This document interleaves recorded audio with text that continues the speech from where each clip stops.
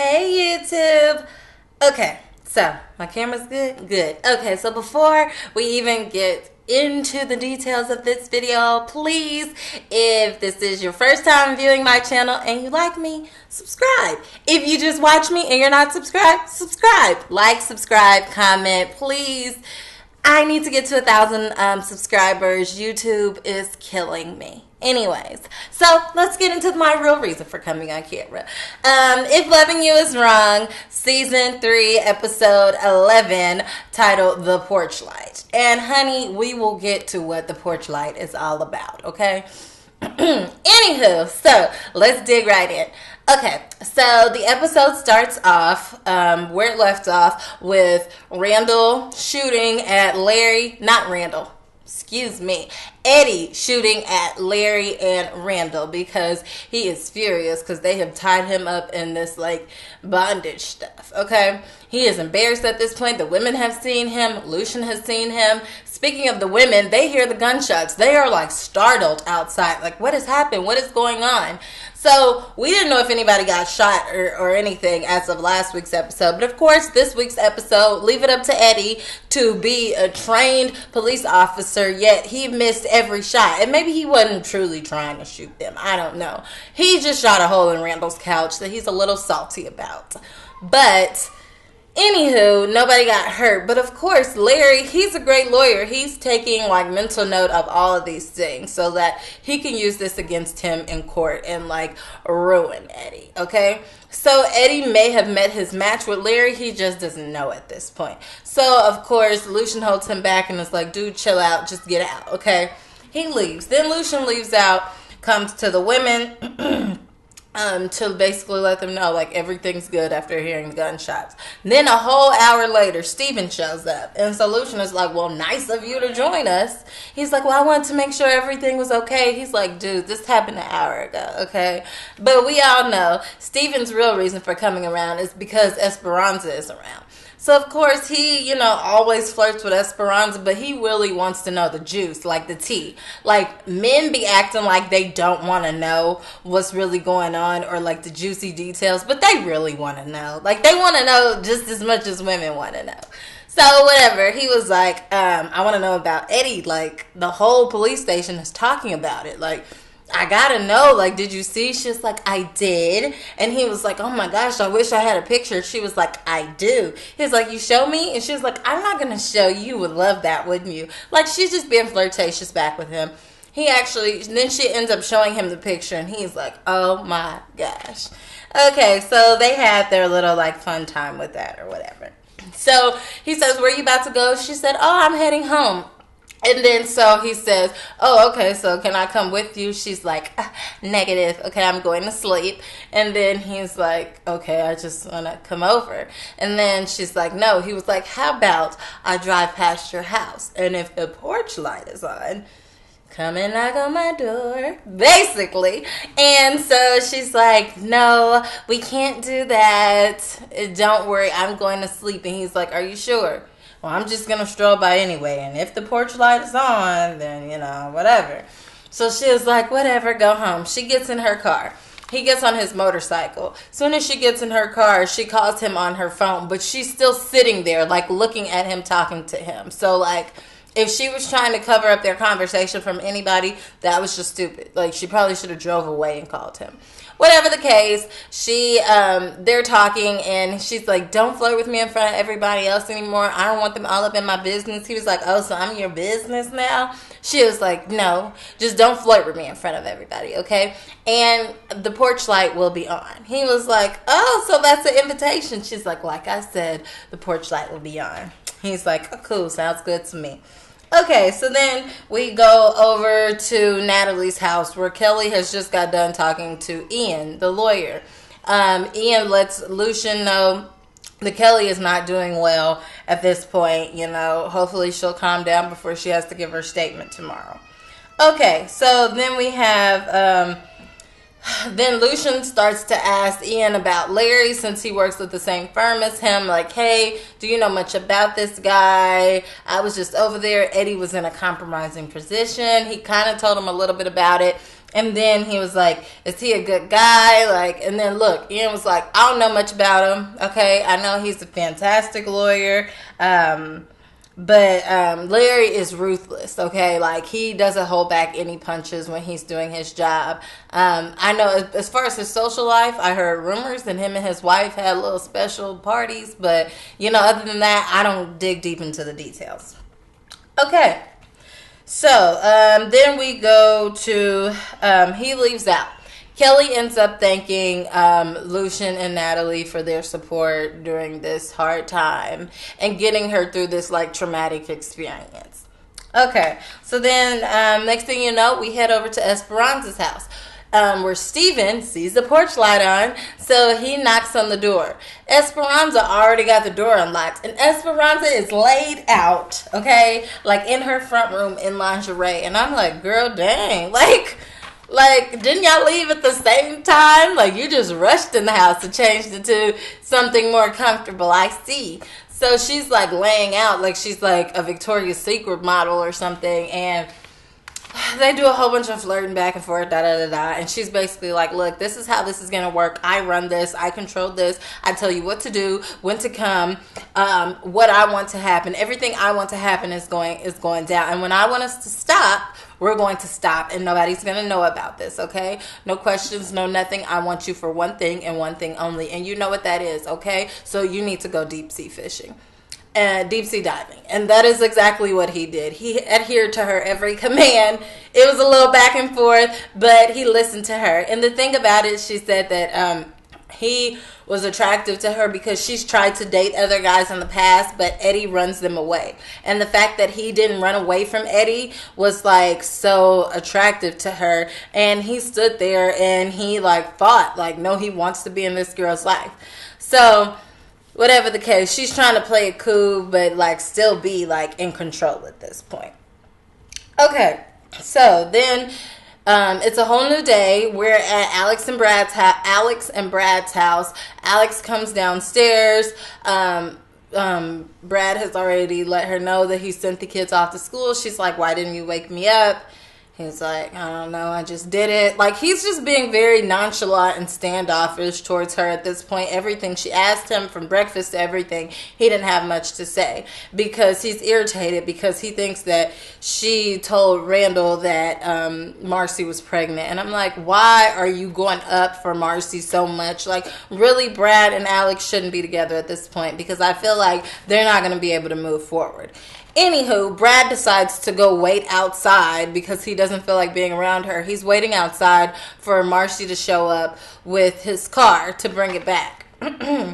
And he's like, look, I'm not doing this jealousy stuff with you, Alex. And I'm like, Brad, I know you think the ball is in your court, but don't be treating her like she's not still your wife. If you decided to be with her, work to move past it. Okay? And don't let another person come in the middle of you two. Like, that's what split y'all up to begin with. Okay, whatever. Sorry. Okay, so then we get back to Esperanza's house in the morning. Esperanza is up. She's dressed for work. She tells Steven, you need to get up. You need to leave. He was like, oh, well, I was just about to. She's like, no, what were my rules? I said when things happen, when things don't happen, when you come and when you go. And right now, you need to go. And when you see me at work today, don't act strange. Actually, don't even acknowledge me, okay?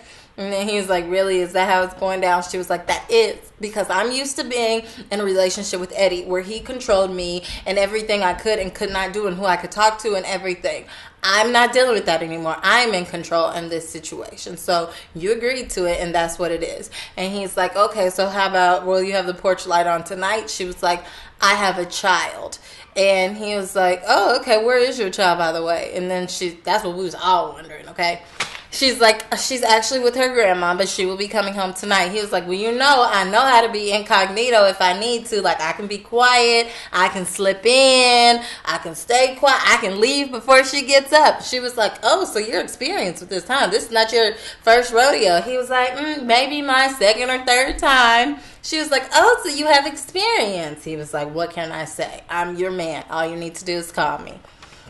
Okay, so they have this like playful banter. They then he ends up like getting on his shoes and getting ready to go so they can go to work. Okay, so then Ian is at work. He calls Marcy while she's at work. He's really calling about the inspection and the closing on the house, and he wants to close on it. He doesn't need like financials or anything. He has all that figured out, and he wants to be able to move forward with moving in as quickly as possible. She's like, no problem, I just got the inspection back today, I'll work out all the kinks. Then she asked him how much he knows about Larry. He pretty much said the same thing to her that he said to Lucian. You know, Larry's an amazing attorney. As far as his social life, I really don't know much about it. She was like, I just feel like him and Randall have a weird connection going on, like a vibe I was picking up on, but I'm not sure about, but whatever, I'll let it go. I would just hope that he wouldn't, disclose any like private client and client lawyer like information. But we'll see. Then she gets off the phone. Okay, so then she proceeds to call Larry. But of course, Larry is knocked out on Randall's couch. So Randall picks up the phone because he sees it's Marcy's number. And as soon as he picks up, she says, I know you didn't tell Randall I was pregnant. He was like, what? So you really are pregnant in real life? I mean, dude tried to make me feel like that's not what he said, but I knew that's what he said. Like, you're pregnant? Are you pregnant with Brad's baby? She was like, you're sure right? Because she hung up in his face. Then he called her back and he said, are you pregnant with that man's baby? She was like, of course I am. I'm like, girl, why you lying? Like, don't be putting babies on people. Okay, you already know it's a sticky situation with you, him, and Alex, but she don't care about Alex. So of course she said that. Then Randall gets off the phone. He's furious, so he goes and gets a bucket of water and throws it on Larry to get him up. And Larry was like, dude, what is up? He was like, so she is pregnant. I knew I wasn't tripping. And he was like, dude, what are you talking about? Like, no, she's not. He was like, don't lie to me, because she just called me and she just told me, so you can get out. So Larry doesn't even argue with him at this point because he knows he's upset. So he just gets out of the house. When he gets out, he calls, what's her name? Marcy. And when he calls Marcy, she said, did you tell him? And he's like, no, I didn't tell him. I was talking about Alex's baby, and he got it confused and da-da-da. And she was like, no, you're lying. You told him, okay? And at this point, you're fired. So he's probably worried about breaking, like, client confidentiality and all of that, and he's just stressed out about too much at this point. Plus, he had a long night, and, like he was, like, 21 years old, like a college, like, frat boy. Like, he is not being a responsible adult. Okay, anywho, so then Randall, walks on out of his house, makes his stroll over to Alex and Brad's house. And he was like, oh, so it's true? So she's pregnant by you? And then he was like, she's having your baby? And then, so Brad's dumb self was like, yes, she is. I'm like, you and Marcy both gonna play this game because y'all know that's not your baby, but, like, why would you lie like that? Like, first of all, you trying to be back with your wife, so, like, why would you lie just to spite Randall? Like, that makes me so mad. Like, really, at this point, Brad, like, I don't feel sorry for you at all. Like, you and Alex should just go your separate ways. I see during the preview for this season, Alex is supposed to end up back in the shed again with Randall, and I don't know if this is her, like, luring him in to, like, trick him, or if she's legit gonna be with him. But at this point, I don't even care, because, like, Brad, like, irritates my nerves, okay? Like, whatever, just be with Marcy. So, like, Randall is lying to him, like, I can't even believe you would do that to me, and he's like, did Alex tell you? And Randall's like, of course she told me. And then so Brad was like, well, when did she tell you?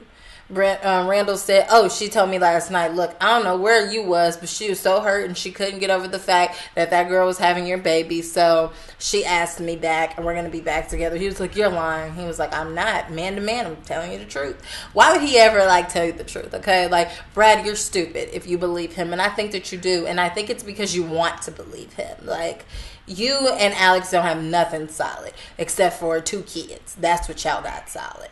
But anyways, so that's enough of me ranting about Brad. Okay, so whatever the case, we go back to Lucian's house. He walks in on a sleeping Natalie. She's, like, overslept by 2 hours. She's just exhausted. She didn't go to sleep until 4 o'clock in the morning, but he got the kids up, ready, and out. He's just saying bye to her because he has to take Kelly down to the station. So he was like, you might want to come say bye to Kelly. I don't really know what's going to happen at this point. She has to give her statement today, so we shall see. I'm not sure if Ian's going to be able to get her off of this charge because, for one, I don't even know if the guy is still alive, and there's a conflict of interest, and he may not be able to be her lawyer, so whatever. Just giving you a heads up. So he walks out there to go say good morning to Kelly. Kelly was like, oh, what a beautiful day. It's as if nothing even happened last night. And I'm like, Kelly, you just need to go to jail so that I don't have to listen to your character anymore. But whatever. Then she says, is Travis okay? And at this point, Lucian's like, look, I don't know if he's okay, but I can check for you. I can try to get as much information as I can. She's like, okay. So then Natalie goes in, checks on Kelly, tells her good morning, and, basically, says goodbye before they have to go down to the station. So they head to the station, Lucian and Kelly. So then we're at the lawyer's office with Ian and Larry. And they're sitting down talking, and Ian updates Larry and tells him that Travis got shot last night. His parents have been calling like crazy. They want to schedule a press conference for it this afternoon. They are highly upset. And Ian is like, this is the wrong day for this to happen. Oh my gosh, there's just too much going on. And he's like, look, you can't be partying like no little college kid. So yeah, all that is going on today. And then they mentioned something like, man, Travis is worse than his brother. His brother will pop back up again in this, I am sure. But anyways, Ian also told him that Travis had been posing as Kelly's husband and committing all types of financial fraud and things in her name. All this stuff that we knew that he was doing all last season, but Kelly could never prove it. And so then Travis asked, well, does the DA have this information yet? And so Ian says, of course not. And he was like, good, bury it. He was like, what? He was like, bury it. He was like, but she's innocent. He said, I don't care. She's not our client. Bury it. His family and their church, they run this place. They funded this law firm. We make millions of dollars off of them. Bury this evidence. I don't care. And I'm like, that is sad. And that is exactly why Ian said that Larry was ruthless and he will do anything to win. So that's really unfortunate that Kelly's going to go to jail, but she kind of gets on my nerves anyway. So anywho, then Kelly and Lucian enter into the interrogation room. She's like, oh God, not this again. He's like, it'll be fine. Just make sure you don't say anything until your lawyer gets here. If your lawyer gets here. Little does she know, Larry has just told Ian that he has to drop her as a client. He cannot represent her. She's going to have to find a new lawyer. So basically, she has no chance. Whatever the case, back to the interrogation room. Lucian was about to out, but Kelly wants Lucian to sit there with her and wait with her. Of course, reminds her, don't say a word to her lawyer. Then a guy walks in and says, Tony Cates, and then introducing himself. Kelly's like, I'm not saying anything until my lawyer gets here. He was like, okay, then don't, because you're under arrest for the murder of Travis, whatever his last name is. She's like, what? He's dead? He's like, yes, and you're under arrest. And it was like, dun, dun, dun. Okay, so that should be exciting for next week. Big things happening. The episode moved along. I enjoyed it. This was a rated PG-13 episode. Very much so. Reminded me of like a deep, little intimate, Young and the Restless episode. When I was much younger. It was hot fire, okay? The lights was all dimmed. I was like, oh my goodness. But anyways, Tyler Perry gives us a few episodes like that a season. But anywho, as always, comment, and subscribe. Please subscribe. I need to get to 1,000 subscribers. So subscribe and tell other people to subscribe. And check me out at mrsblogaholic.com. Bye.